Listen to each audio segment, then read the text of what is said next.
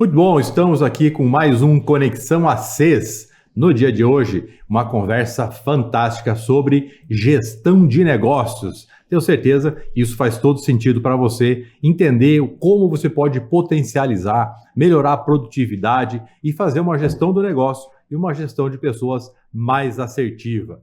Eu sou Ângelo Túlio, gestor executivo da ACES, e hoje o nosso entrevistado, nosso convidado para esse bate-papo é Manuel Júnior, nada mais, nada menos que um grande profissional, um master trainer, analista comportamental, já treinou mais de 15 mil pessoas.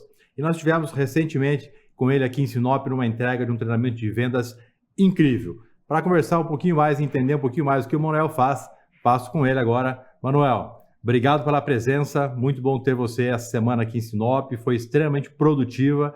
E esse encontro de agora, esse bate-papo, para levar informação para quem nos acompanha, vai ser mais incrível ainda. Ô, Ângelo, eu te agradeço mais uma vez pela parceria, pela amizade, e realmente foi uma semana muito intensa, né? Então agradeço a todos vocês que estão aqui participando, né, desse momento. E eu diria que é o seguinte, hoje nós temos uma oportunidade incrível de falar sobre aumento de lucratividade, geração ou gestão de pessoas, geração de novas oportunidades. Eu diria que essa região é extremamente rica para isso e estamos no momento certo para isso, Ângelo. Fantástico. Manuel, e me falando do que a gente veio agora aí, né, de gestão gestão de pessoas, de vendas, né, desse treinamento de vendas, ali foi feito um entendimento de outras temáticas, de outras frentes, né, e pelo que você comentou comigo anteriormente, a principal demanda foi justamente o tema que nós vamos trazer hoje para conversar, que é a gestão de negócios, né? Que foi esse levantamento que foi feito, Manuel? Exatamente, né? Porque ao final de treinamento nós fizemos aí algumas turmas de vendas, né?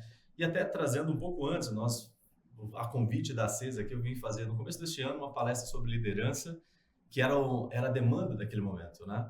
E ao final nós passamos ali uma avaliação de novas demandas, de novas necessidades, e vendas foi assim o topo das necessidades.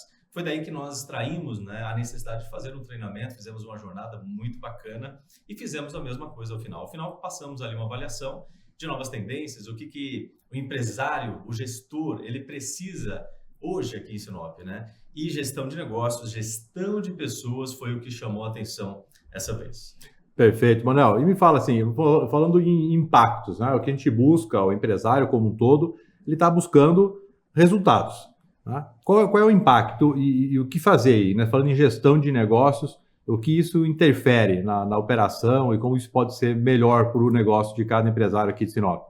Essa é uma excelente pergunta, Ângelo, e é uma pergunta bastante ampla, né? Então, eu diria que existem coisas de Sinop que só acontecem aqui em Sinop, né? Isso a gente já falou bastante sobre Exatamente. isso. Mas uma coisa que me chama muita atenção é o seguinte, ó.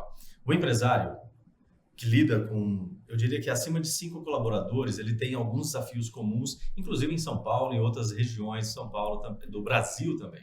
E é um ponto importante porque é uma premissa que provavelmente você, né, e todos vocês que estão acessando aqui já ouviram, que é, será que eu desenvolvo as pessoas do meu time ou não? E o pensamento é o seguinte, se você não desenvolve pessoas dentro da sua empresa, isso significa que você vai ficar com colaboradores, pessoas com baixa performance, ou até mesmo, ouso dizer, pessoas incompetentes dentro da empresa. Por outro lado, você pensa, se eu desenvolver esse time, essas pessoas vão sair da minha empresa, porque elas vão ficar muito boas.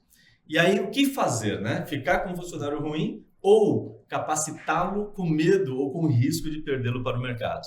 Esse é um paradoxo, né, que define o rumo das decisões importantes que geram aumento de lucratividade, retenção de talentos, que é outro tema muito importante. É sobre isso que a gente vai falar um pouco hoje aqui. Fantástico, Manuel. Agora, tudo começa, até aí, né, você que está nos acompanhando, como é que está o planejamento, né? Como é que está, o que você tem preparado em relação a isso, né? Porque, Manuel, a gestão não é somente a gestão do dia a dia, né? Faz parte, né? Você precisa abrir sua empresa, organizar o time do dia, organizar as ações daquele dia, faz parte de gestão também. Mas é muito além disso, né? E aí, em termos de planejar isso, de preparar, de organizar essa gestão para curto prazo, médio e longo prazo, em termos de operação do ciclo, né, da empresa, qual é o melhor momento para ter esse planejamento de gestão bem feito? Excelente pergunta, e eu diria duas coisas, né? Primeiro, se você tem planejamento, se você é empresário, tem um planejamento, se não tem, tem que fazer agora. O melhor momento é agora. É já então, É já, para não é daqui a ontem. pouco. Exatamente. Bacana. Agora, pegando um pouquinho da realidade de pequenas e médias empresas aqui no Brasil, porque assim, a reflexo do que existem nas grandes, né, multinacionais, que já têm isso como uma cultura muito forte, eles pensam nos próximos 3 anos, entre setembro e novembro, né? Então, naturalmente, o planejamento de 2025 começa agora. Então, a sugestão que eu dou é: comece a desenhar, fazer um rascunho. Se você não sabe fazer isso, tá? Talvez, eu digo o seguinte: você gestor, você empresário, não tem que ter compromisso com o erro. Tenho certeza que não. Agora, nós temos aqui a CES, que pode dar total apoio nesse tipo de intenção, ideia, como gerir, vocês, principalmente você que está com contato com tantas empresas aqui, mais de 600 empresas parceiras aqui da CES. Então, eu vejo o seguinte, ó, planejamento estratégico é um tema que você tem que ver com calma. Vai levar cerca de 2 a 3 meses, não é? Para que você possa consolidar, validar, até mesmo pedir opinião com outros empresários, conversar. Por isso que a gente se estimula muito o networking, né? Para que você possa ouvir. Nem sempre você está certo, nem sempre se trata daquilo que você quer. Isso permite o exercício da humildade. Às vezes o colaborador, se você é dono da empresa, quem vai estar na operação é que vai saber mais do dia a dia. Você precisa estar aberto para isso. Mas o planejamento, eu diria que o momento é entre setembro e outubro, novembro consolida, dezembro organiza e 1º de janeiro, primeiro dia útil, já começa a implementar. Bacana. E importante esse ponto que você falou, né, Manuel? Essa interação com quem está ali na ponta, né? Porque ele realmente tem lá uma vivência pontual ali de como está acontecendo e o que pode ser otimizado. Então, pode surgir dali muita boa ideia já no planejamento para que, de maneira ordenada, ele seja implementado ou seja ajustado aí dentro da operação da empresa. E eu diria até um pouco mais, pegando o que você acabou de falar, que é o seguinte: como é que eu gero mais engajamento nas pessoas, né? Eu posso ter uma ação. Eu sou o dono da empresa, eu sou o gestor, é do meu jeito, vocês têm que fazer o que eu quero que vocês façam. Isso gera um tipo de engajamento. Outro engajamento é: o que vocês querem fazer para atingir o nosso objetivo? E aí você começa a capacitar a mente pensante de quem está na base.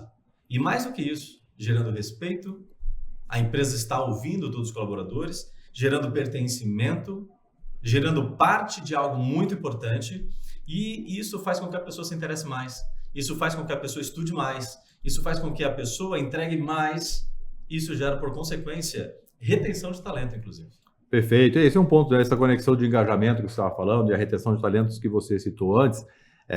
Sinop vive aí um momento que ele tem aí um déficit de mão de obra, né? Nós temos vários relatos, né, em conversas de empresas que deixam de expandir ou não conseguem entregar mais do que poderiam, né, apesar da estrutura estar preparada para isso, porque falta ali quem faça essa operacionalização, né? Falta o que cuida do dia a dia, do passo a passo, em cada setor da empresa. Então, você esteve comigo em uma, inclusive, né, que nós visitamos semana passada, que falou: olha, eu estou com uma estrutura pronta aqui para começar a funcionar, para agregar no meu negócio, e está parada, a máquina está ali, porque não tem a pessoa para poder fazer esse operacional, né? Fazer acontecer, né, esse atendimento ao cliente ali, fazer essa máquina funcionar, que seria um agregado importante ali para esse negócio, e assim como esse exemplo, nós sabemos de vários outros, né? E esse engajamento, sentir-se pertencer a algo maior, isso é extremamente importante. Mas aí fala em retenção de talentos, como que essa gestão estratégica do negócio em si, casado, pelo que eu entendo aí, com uma gestão de pessoas bem estruturada, como isso vai potencializar para a captação e para a retenção de talentos? Retenção de talentos, né? Veja o seguinte, provavelmente você já ouviu falar em pirâmide de Maslow. Isso em curso de administração, sim, gestão de negócios, você ouviu falar, você pode pesquisar no Google. E é muito interessante porque Maslow, né, um grande pesquisador, deixou um legado aí para a sociedade no mundo inteiro. E ele fala sobre vários níveis, né? Sendo que o primeiro nível, que é considerado a base dessa pirâmide, é a sobrevivência. Então, quando a pessoa não preenche o nível de sobrevivência, que, por exemplo, é a habitação, eu consigo pagar o aluguel da minha casa, ou eu tenho uma casa, eu estou comprando uma casa, enquanto eu não consigo pensar nisso, eu não consigo pensar em outras coisas, como engajamento com o time, com as pessoas. Não, eu tenho uma prioridade que é, muitas vezes, a alimentação dos meus filhos. Então, esse colaborador, ele tem isso resolvido? Se tiver, aí ele consegue, né, ir para um segundo nível dentro dessa pirâmide que se trata da segurança. A segurança é, já que eu resolvi o básico, será que eu consigo agora ter um convênio médico dos meus filhos, né? Talvez agora eu consiga ter um carro para conseguir deslocar. Então, ele vai para um outro nível de necessidade básica. A partir dali, o terceiro nível é pertencimento. Ali, quando você resolve essas questões, você quer fazer parte de algo maior dentro da sociedade, talvez um projeto social, talvez algo para a própria empresa, talvez você provoque a empresa a contribuir ou devolver para a sociedade de alguma forma. Então, esse pertencimento, eu estou falando de uma questão humana, né? Quando o gestor ele tem essa mínima noção, ele consegue ter muito mais assertividade. Níveis superiores a isso dentro da pirâmide de Maslow, nós falamos sobre autossuficiência, nós falamos sobre pertencer a algo mais importante do que simplesmente trabalhar 8 horas, voltar para casa, né? E o topo dessa pirâmide fala sobre autorrealização. Então, mais uma vez, nós estamos em um negócio chamado educação. A educação, para quem está lá na fase de sobrevivência, para que ele perceba que existem coisas maiores e dentro da própria empresa isso pode acontecer. Desde que alguém, e esse alguém é o gestor, esse alguém é o dono da empresa, que passe outro ponto muito importante que eu considero, eu diria que o gestor, quando ele desenvolve a sua autoliderança, ele vai lidar com 2 situações. Situação número 1, que eu chamo de a qualidade número 1 de um líder, que é ter a visão de onde a sua empresa vai chegar e ela não vai chegar sozinha. Então, é a visão de quando todos vão chegar juntos, criando novas oportunidades, passando pelo desenvolvimento. Todo mundo vai chegar lá? Não, provavelmente não. Existe um filtro meio que natural, né? Tem pessoas que querem ou têm outros objetivos, mas as pessoas que sim estiverem conectadas com a visão da empresa e do dono da empresa, são pessoas que naturalmente serão as primeiras a ser pertencentes, estarão engajadas e vão, inclusive, querer muito mais promoções, aumento de salário, por consequência natural. Perfeito. E eu queria, antes de te cortar, perdão, mas eu falei de 2 situações. A primeira delas é justamente a visão. Ou seja, as pessoas que estão na base da sua empresa, elas não sabem o que está na sua mente. Então, eu não estou falando não se trata apenas de ter uma placa entre missão, visão, valores da empresa. Isso é importantíssimo, mas isso tem que ser algo que você precisa respirar todos os dias. Né? Que você, de tempos em tempos, você precisa revisitar para saber se essas pessoas compactuam com os valores, com a missão da sua empresa. E mais do que isso, é desenvolver a missão do time dentro da empresa, né? A visão desse time congruente com a visão do empresário, com a visão do dono. E o segundo desafio, muito importante, é pensar. Exatamente. Pensar por quê? Porque é muito mais fácil o colaborador receber uma informação do dono da empresa, então ele simplesmente executa aquilo que alguém pensou. Muitas vezes o empresário está com tanta coisa para fazer, e eu entendo isso, né? Tem muita coisa acontecendo, crescimento de várias empresas, então o dono da empresa, o gestor, às vezes está por aqui de tanta tarefa para fazer, e quem está pensando no desenvolvimento, no crescimento, na visão, na conexão, na missão dos colaboradores? Tudo isso gera retenção dos melhores, ou seja, dos talentos. E justamente o ponto que eu ia falar foi onde você retomou ali, a questão de como comunicar isso, né? Porque na cabeça do empresário isso está muito bem consolidado, está bem estruturado, ele começou muito provavelmente essa empresa com um propósito muito forte. Então, para ele e para os mais próximos ali, isso é latente, faz parte do dia a dia. E como comunicar essa caminhada, né? Quais são, fizemos um planejamento, aqui o processo de gestão vai ser esse, como fazer que isso seja assertivo para o colaborador, para que ele realmente se engaje com isso, né? Em outras palavras, ele também compre essa ideia e passe a ser parte dele essa ideia também, para que realmente funcione. O planejamento ele é extremamente importante, mas ele precisa sair do papel, né? Ele tem que ter o próximo passo, que é a execução dele. Essa comunicação, como é que a gente pode construir isso? comunicação, né? Mais de 80% das empresas do mundo têm gaps de comunicação. E a gente pode tratar do básico, que é o óbvio que precisa ser dito. Muitas vezes, como você mesmo falou, é óbvio. Para quem? Para o dono. Então, a comunicação ela faz parte do que eu chamo de criação de rituais. Você perguntou agora um pouco sobre fazer o planejamento, né? Então, por mais que você elabore, estude, etc., você pode implementar isso já a partir de hoje, né? Ou da próxima segunda-feira, que é uma forma de executar o planejamento, gerar pertencimento e, ao mesmo tempo, aumentar a assertividade na comunicação. Vou dar um exemplo do que nós fizemos em algumas empresas, inclusive sugeri isso nos treinamentos que nós passamos essa semana aqui. Que imagina como seria, pensa na sua empresa, se você tem a partir de 5 colaboradores, talvez você tenha 50 colaboradores, mas imagina como isso funcionou para empresas com 100, com 200 funcionários em São Paulo, quando nós aplicamos. Que era o seguinte, 8 horas da manhã, na segunda-feira, os colaboradores têm uma missão, que é fazer uma reunião. Uma reunião de 1 hora, de meia hora, mas no máximo das 8 até as 9. E essa pessoa, ela naturalmente, ela vai olhar para a semana passada, ela vai ver as pendências que ela tinha na semana passada, vai se organizar e ela já sabe o que ela precisa fazer com foco nesta semana. Então, ela vai fazer essa primeira reunião. Das 9 às 10, ele entra com o gestor.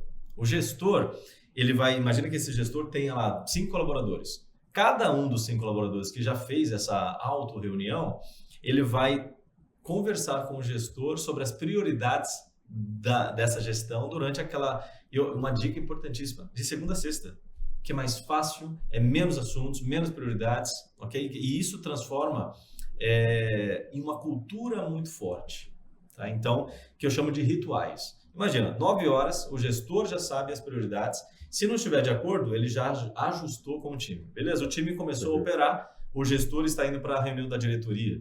Na diretoria, outros gestores estão envolvidos, e aí está sendo discutido as prioridades, o que é mais importante. Às vezes, o que é importante para o gestor não é igual ao que é importante para o dono da empresa, para o diretor, por exemplo.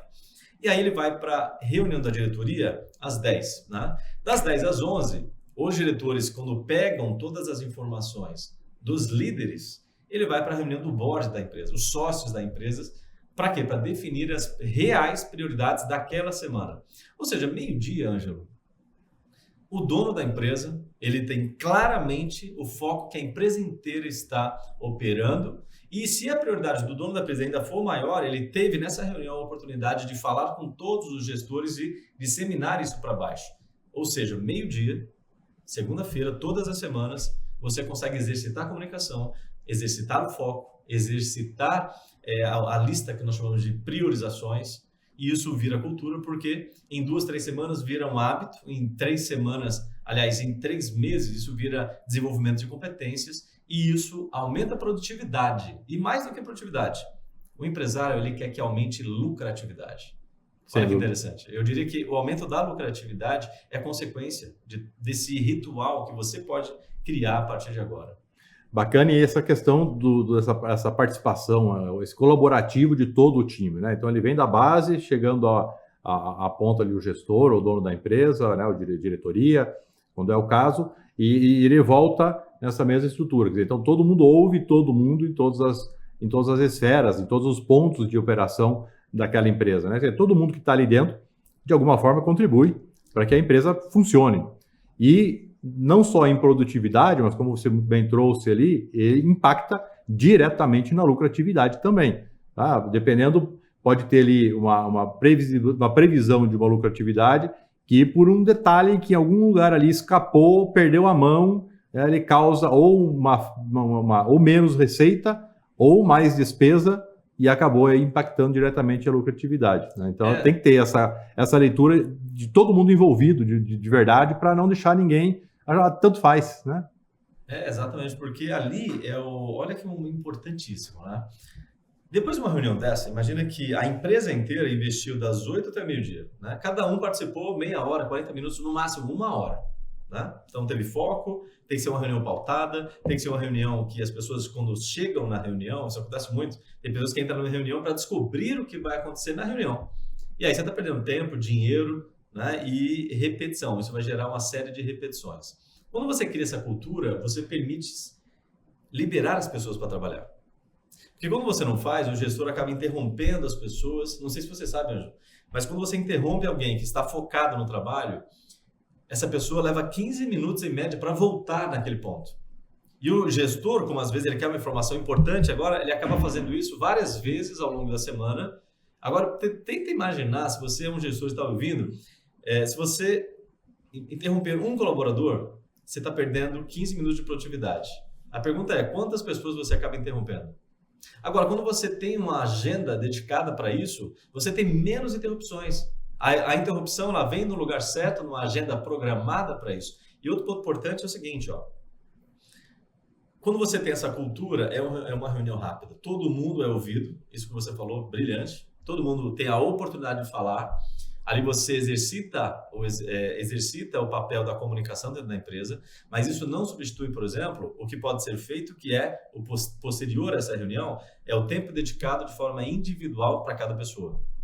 Né? Então, nós temos vários históricos aí e pesquisas que nós já implementamos em empresas do poder de engajamento que gera quando você tem um café de 15 minutos, assim, totalmente dedicado não à tarefa do seu colaborador, mas ao ser humano que existe por trás do colaborador. Então, tudo isso somado, com certeza, não vai ser R$500 de uma empresa do mesmo segmento que vai fazer com que o seu colaborador saia. E se ele sair por isso, ele deveria ter saído mesmo, porque não é esse tipo de, talvez, profissional que você queira na sua empresa.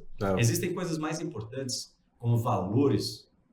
Valores geram engajamentos assim absurdos, geram alianças, né? Geram um nível de compromisso muito grande, porque não se trata de onde eu estou, se trata de onde eu quero chegar e a sua empresa pode proporcionar isso. E, Manuel, um ponto que eu ia entrar justamente nesse desenho, né? De aprofundar nesse processo de promover o engajamento de forma continuada, de forma sequencial dentro da empresa. Porque, às vezes, uma ação, um movimento, ele promove isso. Mas ele tem vida útil, né? Sim. Ele tem uma durabilidade previsível, de acordo com o tipo de abordagem, mais ou menos tempo.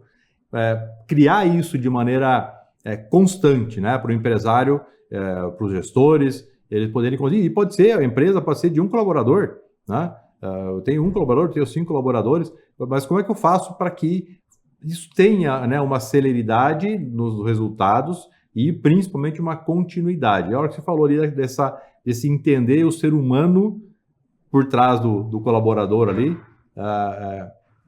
como construir isso, né? O café ali, os 15 minutos é bacana, é um momento de um bate-papo, de ouvir, de novo, né, o espaço é esse, né? É ouvir, né, quem faz parte do seu time ali, mas como fazer isso de maneira continuada e o que mais, além desse café, pode ser feito para que o colaborador sinta-se, além de um funcionário na empresa ali, realmente uma pessoa importante para aquela empresa?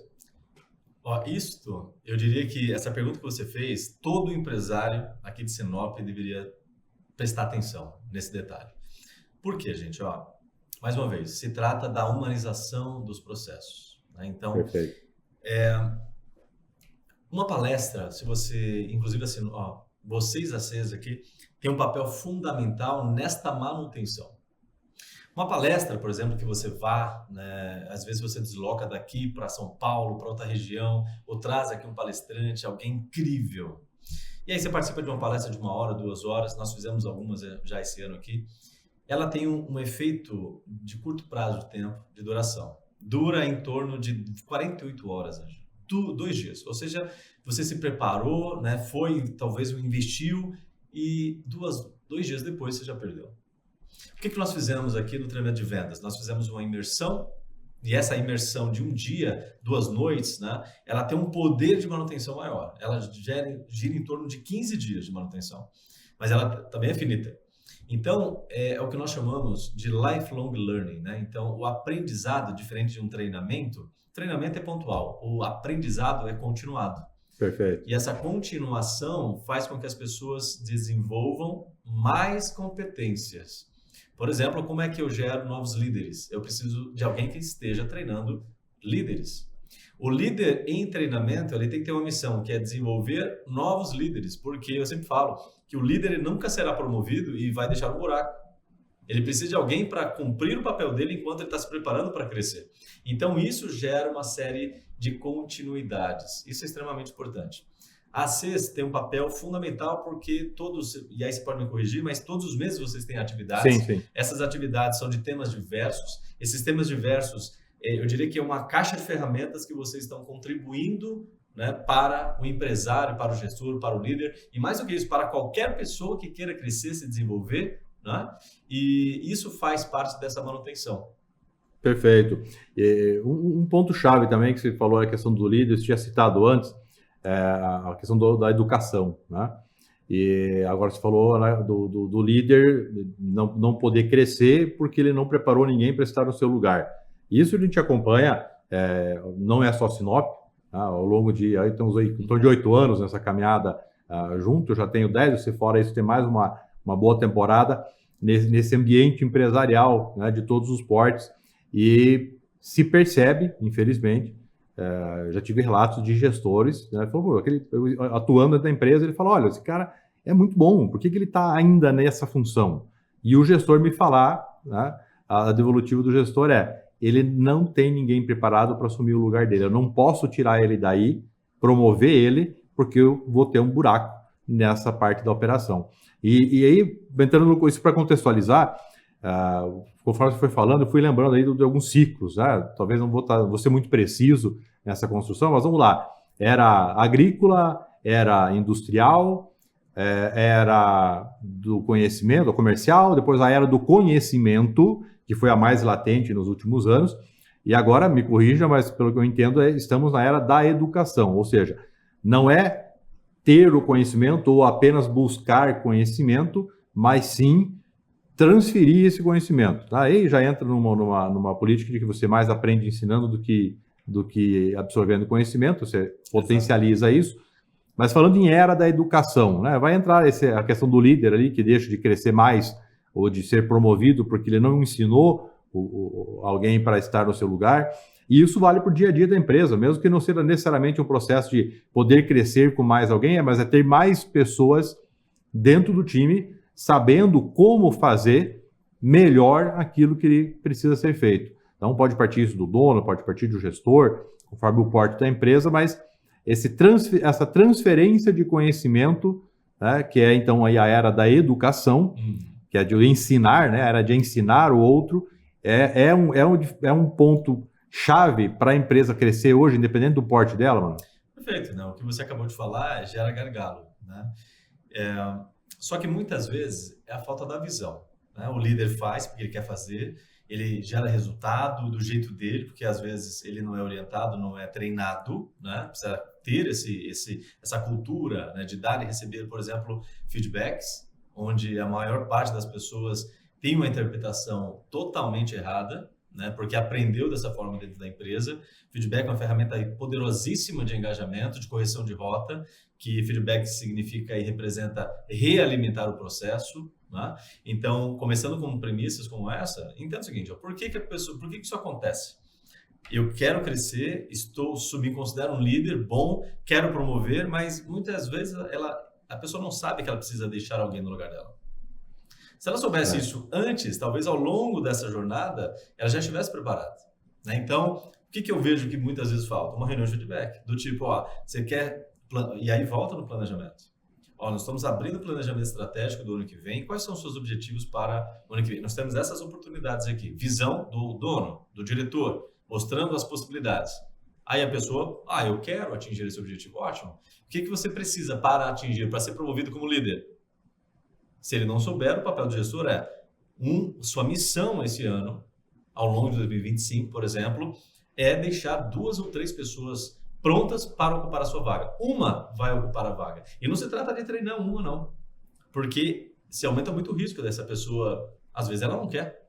Então você tem que aumentar as possibilidades para que, se tudo der errado, dos 3, um vai ocupar a sua vaga e você vai ter controle dessa situação. Inclusive, você vai fazer o máximo para capacitar essa pessoa, porque quando ela for promovida, ela vai te colocar num patamar superior. Sobe a régua. Exato. Sobe a régua em conjunto. Todo mundo ganha. Todo mundo ganha. Interessante esse movimento, principalmente nessa estrutura aqui no desafio latente em Sinop, que Nem só qualidade de mão de obra, mas quantidade de mão de obra, né? Então, é um desafio para o empresário isso. A hora que faz esse movimento de gerar... Primeiro, volta na comunicação, né? Que você falou antes, é uma comunicação assertiva, ela tem que existir, ela tem que ser ativa. E ao criar essa expectativa, né? Ao ter esse desenho de quais são os próximos passos, incluindo aquele colaborador, aquela pessoa no processo, quer dizer, eu estou aqui hoje, mas dentro do planejamento, e esse resultado acontecendo, eu tenho uma outra perspectiva, tenho uma outra percepção. Né? Isso vai somar muito nesse tema do engajamento, né? Porque realmente tem essa pessoa junto e entra nesse cenário a questão de entender quais são as habilidades e competências que tem hoje e quais são as habilidades e competências que ele precisa desenvolver. Essa identificação, né? Eu sei que tem ferramentas para isso, né? Para você poder identificar para cada função, né? Quais são as principais habilidades e competências, né? E o que fazer para desenvolver essas competências e essas habilidades. Perdão. E aí tem uma sigla que você utiliza, né? Que é um chá, né? Perfeitamente. Como é isso? O chá, né? E essa é uma pergunta que eu me fazia há 10 anos atrás. Como é que eu vou desenvolver uma competência, seja de liderança, de vendas, para fazer um bolo? Se trata de competência. Eu digo, não importa a competência. Competências técnicas, e aí você tem os cursos, né, de apoio, você tem o Senai, você tem as universidades, que vão ensinar o que nós chamamos de hard skill, que é a competência mais técnica. E o outro lado, que é o que nós chamamos de soft skill, que é... Esses dias eu estava numa palestra e eu vi uma coisa muito, muito interessante, que o palestrante estava falando sobre o soft skill, que é o lado comportamental, e ele não chamava mais de soft skill, ele chamava de essential skill, ou seja, uma competência essencial. E aí me remete ao seguinte, ó, provavelmente você já ouviu falar, né? Contrate o caráter e depois você ensina o que a pessoa precisa saber, tudo bem? Você pode ter a necessidade de contratar alguém pronto, só que você pode ter uma surpresa daqui a 3 meses. Porque daqui a 3 meses a pessoa, ela chega de verdade, né? Porque quem está sendo contratado, ela está vendendo o seu melhor. E aí você descobre uma pessoa que talvez seja diferente dos valores que você precisa, do engajamento que você precisa, e aí você tem que recomeçar todo esse processo, ok? Esse é um desafio na questão de tomada de decisão, o que eu faço melhor, até porque para deixar alguém bom dentro dos valores, missão da empresa, isso leva aí, no mínimo, uns 6 meses aí. Mas, voltando à sua pergunta, sobre o chá. David McClelland, né, um psicólogo famosíssimo de Harvard, ele trouxe a resposta, ou seja, uma coisa muito legal é o seguinte, gente, você não precisa inventar a roda. Quando eu me perguntei há 10 anos atrás, eu não precisei inventar a roda. Eu descobri alguém de Harvard que já tinha respondido isso para mim, ótimo, eu copiei, colei, adaptei às nossas necessidades e ensinamos isso no dia a dia hoje. Então, por exemplo, do chá, né, a letra C, que é o conhecimento. Conhecimento está disponível na internet, no YouTube, no Google, não é isso? Só que o conhecimento por si só, ele não gera resultado. Ele é o que nós chamamos de conhecimento potencial. Poder em potencial, essa é a palavra. Então, ele empodera. Só que eu também conheço pessoas extremamente empoderadas que não fazem nada. Nós chamamos essas pessoas de obesos intelectuais. E aí, como é que a gente faz para malhar esse cérebro? A aplicação. Então, o C, conhecimento e potencial. Aliás, poder e potencial. Agora, o H do nosso chá são as habilidades, são as estratégias, é o passo a passo de como se faz. Mais uma vez, voltamos à questão do planejamento, né? O planejamento estratégico nada mais é do que o passo a passo para atingir os objetivos da empresa do próximo ano. E vai incluir aí o que desenvolver. Exato, hard e soft skill. Perfeito.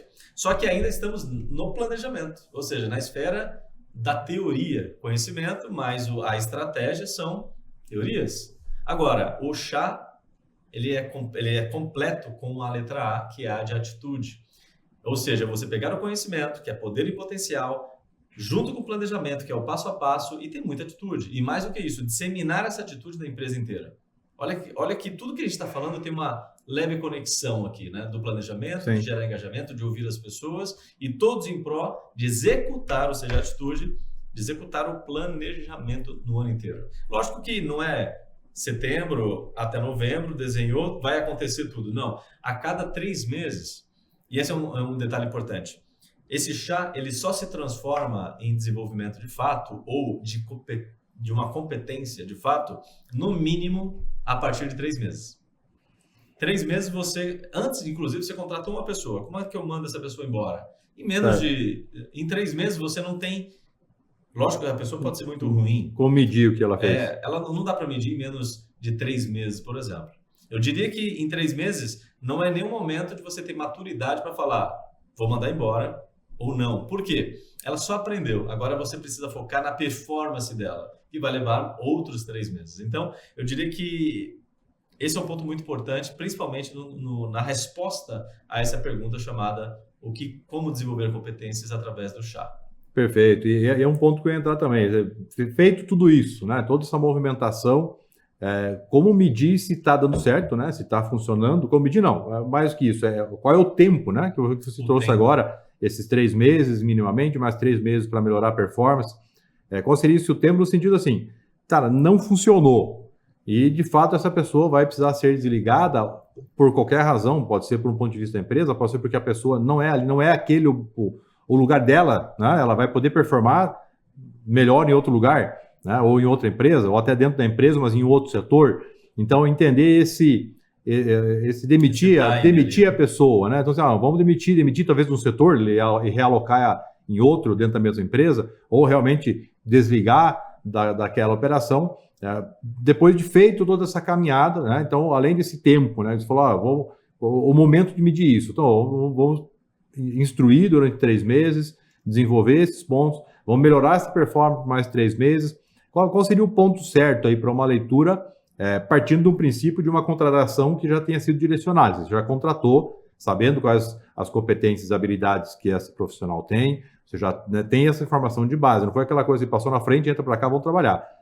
Já está isso estruturado desde o começo, e existe vários recursos aí, né? A CES apoia nessa caminhada também de já receber isso melhor, estamos implementando aí novidades também em relação a isso e constantemente a gente procura isso.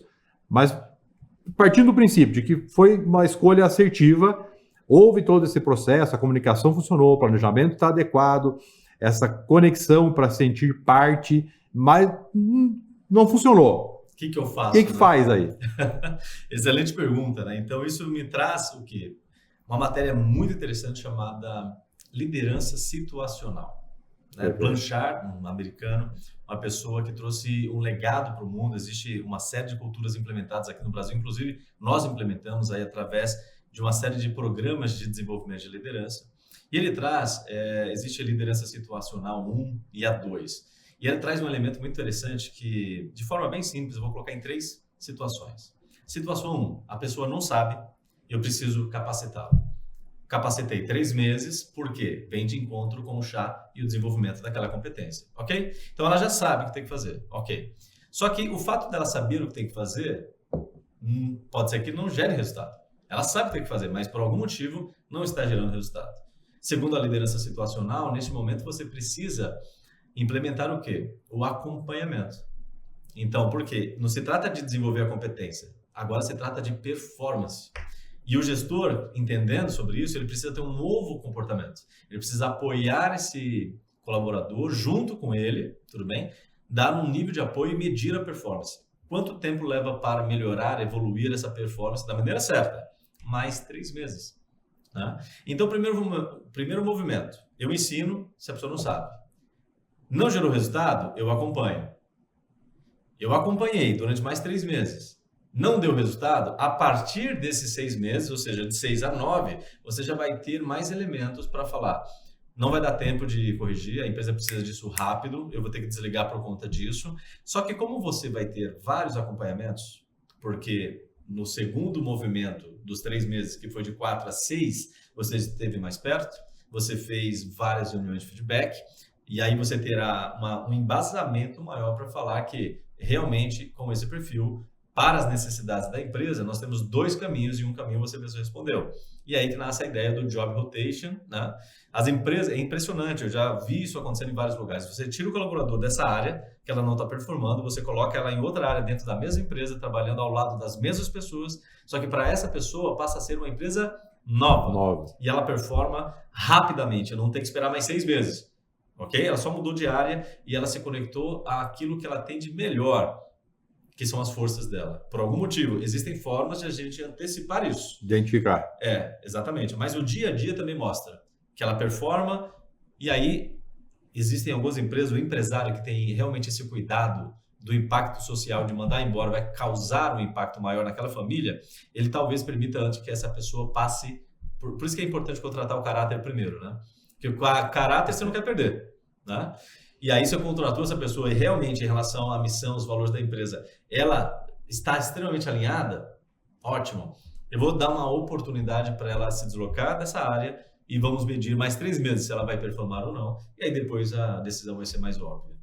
Perfeito. E embasada, né? Embasada. Você tem ali um caminhar ali que foi pavimentado que você vai entender para ambas as partes, né? Para ambas as partes se faz sentido e o que faz sentido, qual caminho faz sentido a partir dali.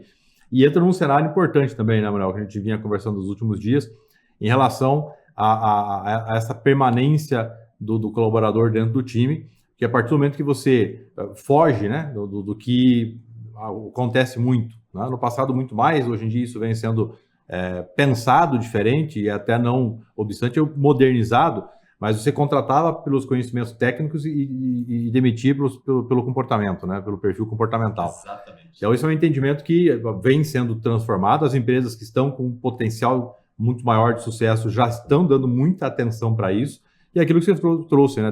Contrata pelo caráter, tá? Entende qual é o perfil comportamental, qual é a melhor forma de essa pessoa performar e ensina o que precisa dentro da tua operação, porque ela vai estar no lugar certo, fazendo aquilo que de fato para ela tem uma relevância maior do que simplesmente cumprir o horário, né? Bater cartão de manhã e de tarde. Exatamente. Existe uma série de ferramentas, né? E muitas delas gratuitas, Ângelo. Exato. Você consegue, na contratação, escolher ou perceber se o caráter está alinhado com o que você precisa. Você não precisa descobrir isso depois de 6 meses, perder tempo, dinheiro e recomeçar o processo. Dá para começar certo. Sim. Então, e é uma questão que você falou, existe um conhecimento que você não precisa inventar a roda. Existe um conhecimento disseminado, nós trabalhamos com isso, e eu digo mais, a CES tem um papel fundamental e já está fazendo isso, de divulgar como ser mais assertivo dentro dessas bases, porque eu diria que esse é um dos papéis fundamentais de uma associação, entre vários, né? Sem dúvida, sem dúvida. E é o nosso dia a dia, Manuel. A gente está realmente muito conectado, ligado a isso, ouvindo os nossos associados, para saber, não obstante, né, o levantamento que foi feito, dizer qual é a temática que mais é relevante para o momento, que é o nosso bate-papo de hoje, e isso faz isso todo dia, né? Eu repito incansavelmente para o nosso associado, cada vez que encontro com eles, mesmo seja individualmente, ou seja em algum evento nosso, me provoca, meu telefone está aí, manda lá a demanda, que, né, provoca qual é o que é importante, que isso nos dá o norte de trazer, né, qual profissional trazer, como trouxemos você, Manuel, extremamente qualificado para esses tópicos que estamos trabalhando, e assim buscar outros profissionais sempre qualificados para fazer uma entrega realmente de valor para os nossos associados, né? Mas nesse conjunto, Manuel, para a gente ir construindo um fechamento, né? Eu acredito que quem está nos acompanhando ali deve estar com aquela, não sei se seria a expressão, uma pulguinha atrás da orelha, né? Mas está ali, perguntando, vem cá, muito bacana tudo isso, mas ele está lá no fundo, assim, é desafiador, né? Desafios de liderança, vamos pensar nesse cenário, tá? Como superar isso, como pautar de forma que vai existir claramente, entre aspas, um desafio, há uma construção a ser feita, para quem já tem meio caminho andado, para quem não tem nada, é todo um caminho a percorrer, então é fácil, é um estalar de dedos? Não é, né? Sabemos que não é, a gente não tem como levar isso como uma varinha mágica, né?